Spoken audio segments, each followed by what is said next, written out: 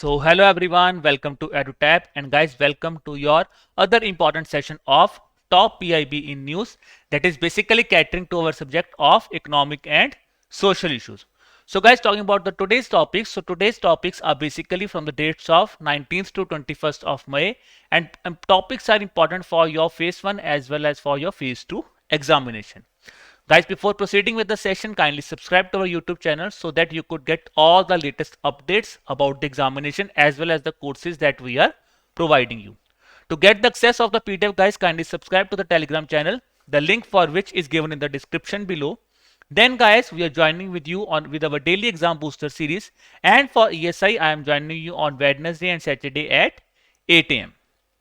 Now, I have not received anything about the revision homework that I have provided you. But now, guys, why I want more revision masters? Why revision is important? For that, I am sharing a quote with you that revision and rewrite, they are together very enough. They are enough to crack any kind of examination in this universe. So, which means that is why we are emphasizing more on revision of the topics. Now, guys, coming to the topics of the day. So the topics that were really important that were there in PIBs. The first one is about the FCRA Act of 2010. The second topic is catering to the customs rule, that is customs import of goods at concessional rate of duty rules for 2017. The third topic was about some CBIT program on rehabilitation of Divyangjan.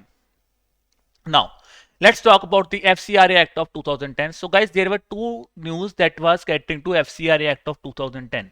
One was about the validity registration certificates. So now government has specified that those certificates which are issued from the date of 29th of September 2020 till 30th of September 2021, all the certificates will be valid till 30th of September 2021.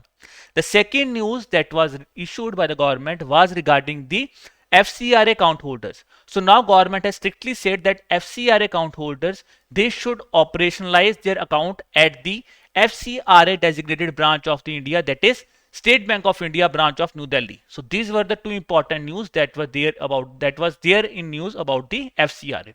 Now for us, the most important thing is, what is this about FCRA Act that we have to discuss. Why I am emphasizing on FCRA Act is, guys, because FCRA Act was seen in news in the month of September previous year also, when there was huge funding that was there, that was being provided to the our temples and to the NGOs. Now, why we want a FCRA Act? The most important thing is because foreign funding is being given there. We want to check whether the funding is being given with right intention or with wrong intention. That is the first purpose. Why right and wrong intention? Because it would definitely hamper our internal security. For that purpose, we have set up this FCRA Act and enacted the Act in 1976. Most important is the Act regulation. So you might be getting confused that the Act will be regulated by either by Ministry of Commerce, either by Ministry of Finance. But no, guys, the Act is regulated by, yes, Ministry of Home Affairs is regulating this specific Act. Purpose I have discussed with you why we want this kind of Act. The other important thing, when this, because FCRA, foreign contribution, how much contribution you are permitting. So government simply says that contribution of up to rupees 25,000 is permitted under this Act by an individual. The other important thing about the Act is, guys, that for the FCRA Act, the most important is the accounts are valid for 5 years. Yes, that is what government says. The accounts are valid initially for 5 years, and yes, after the period of 5 years, you can renew the account subsequently if you have complied to all the norms that are at present in that specific year. So this is what the government has specified. The most important thing for us to know is, we have discussed about regulation, monetary limit and validity. But who is eligible? So that is again important, which means applicability. So guys, for that the government says anything, that is any association, any kind of groups, NGOs or any individual, they are eligible to receive these foreign donations. So that is why I am saying you na, NGOs was in news. Whether NGOs are applicable, yes, NGOs were applicable, but their funding was doubtful, why they are getting the funding there. So that was doubtful in September 2020. For that, government has made some changes in the FCRA Act in the year 2020 in the month of September, that I will also be discussing with you. Who are not eligible? So that are again important. Any MLA, any MP, any political party, government official, they are not eligible. They are strictly prohibited from this FCRA Act. They could not receive any foreign funding from this act. This is something that has been specified. Now, the other important thing is about when I talk about FCRA Act of 2020. Guys, one thing again important is ITR. Yes, ITR is compulsory. Yes, annual ITR is compulsory for the FCRA account holder. Okay, so this is again important thing.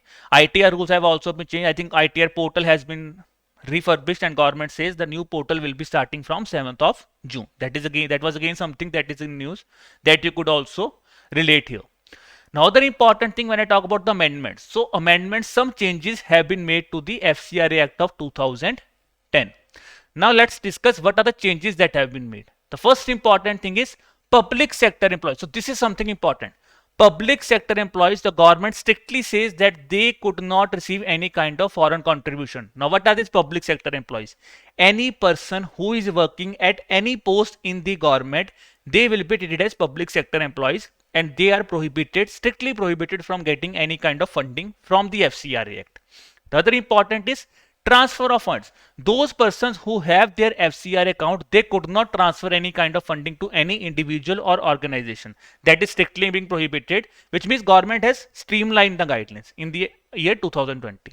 For administrative expenses, government simply says earlier the funds, that is for administrative expenses, 50% funding could be used. But now government says no, only 20% funding could be used as administrative expenses.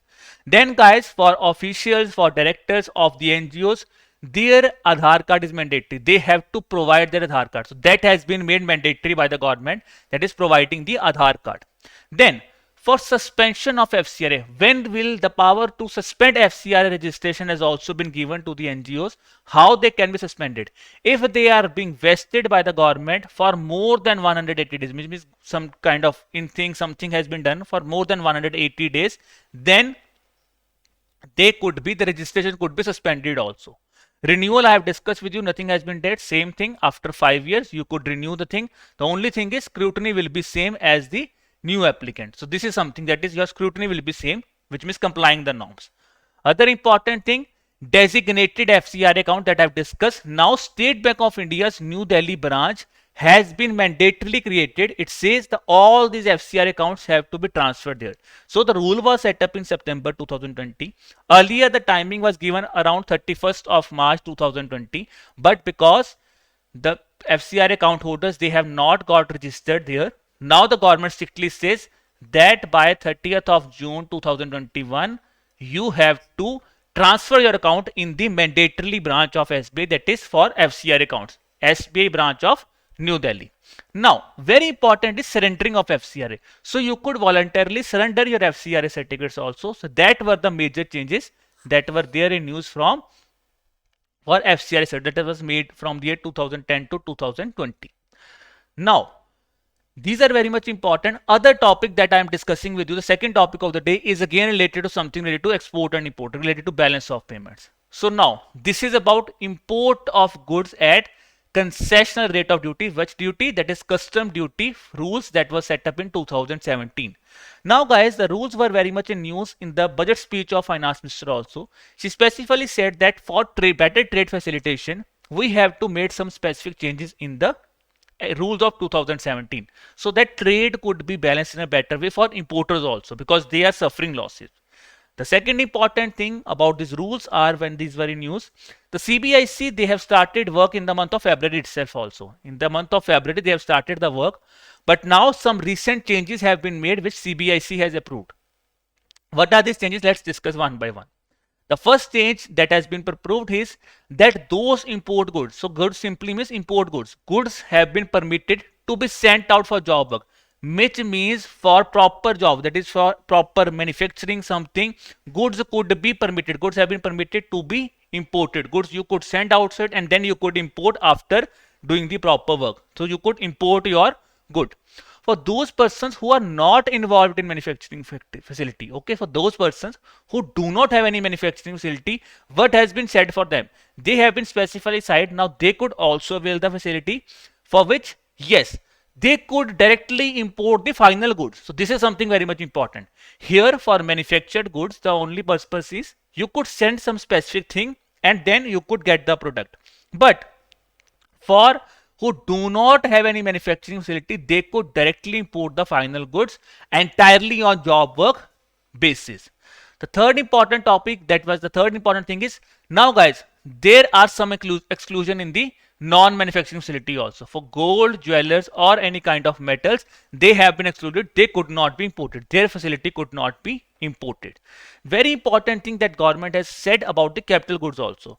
Those persons who are importing capital goods, they also have to pay some custom duty, but how now they could avail the concession there. For that, government has simplified the rule. The government simply says that they can clear their imported capital goods, that is on the payment of duty or even at the interest, now at depreciated value also, which means if your value has been reduced, then also you could import your capital goods. So that is the relaxation that has been provided by the government. So the purpose here is so that better trade facilitation could be there for the traders who are importing the goods, because they are suffering losses. So for that, the government has given some relaxation. Now coming to the third important news, that is this CBID program on rehabilitation of Divyangjan. Why this news is important, why this program is important? The main purpose of this program is, guys, because it is a first of its kind initiative that has been launched, and I have discussed with you in lot of my sessions that if anything has taken place for the first time, there is a high probability that a question could be asked on those specific program. Now when any program is being launched, there would be some person who has designed the program or who has launched that specific initiative. Then it would be designed on some specific aim, why we want this program, and there would be some specific thing about the programs also. Now when I talk about the program, so program is basically, guys, being designed by Melbourne University. That is, it is an India-Australia initiative. Yes, it is an Indo-Australian initiative. So India and Australian. So India means Rehabilitation Council of India along with University of Melbourne. So they have come together and designed this specific program.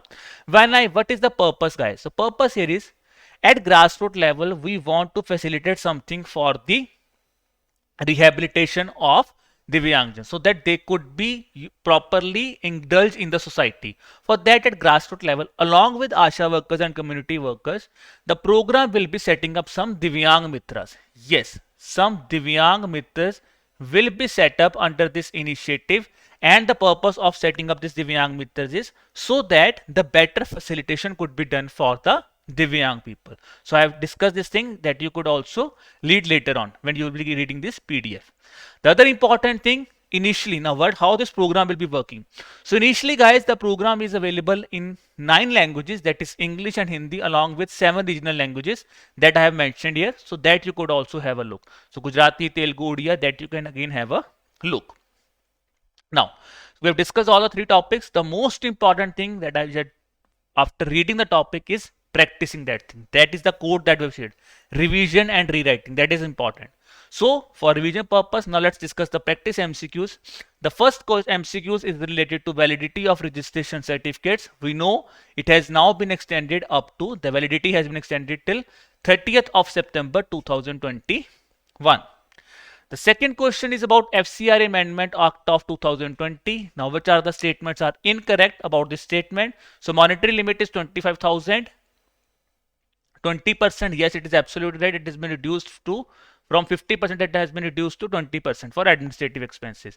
That is again true. State Bank of India New Delhi branch, that has now been mandatorily designated as FCRA account branch.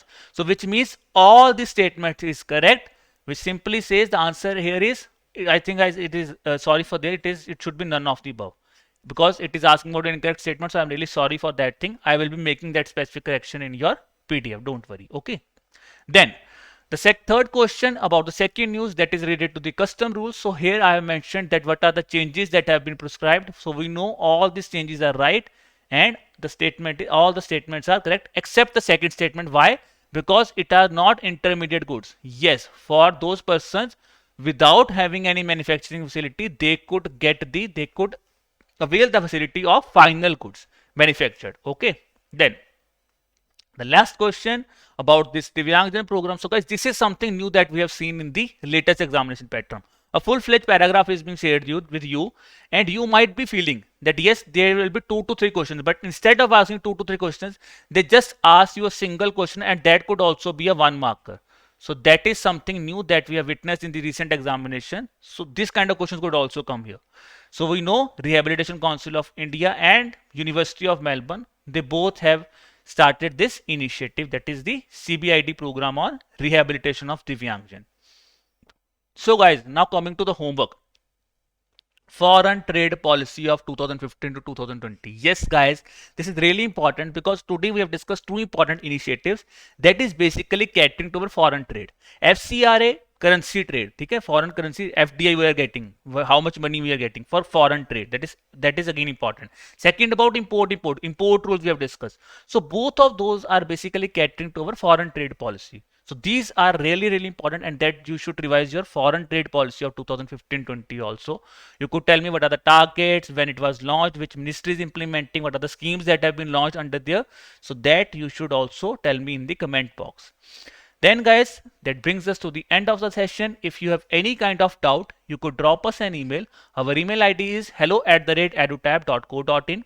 You could also place a call with us. You could also have a conversation with us on our mobile number, that is 81462 07241. I hope you are liking the session and you will be sharing the session with your friends also, so that they could also get the benefit about this lectures.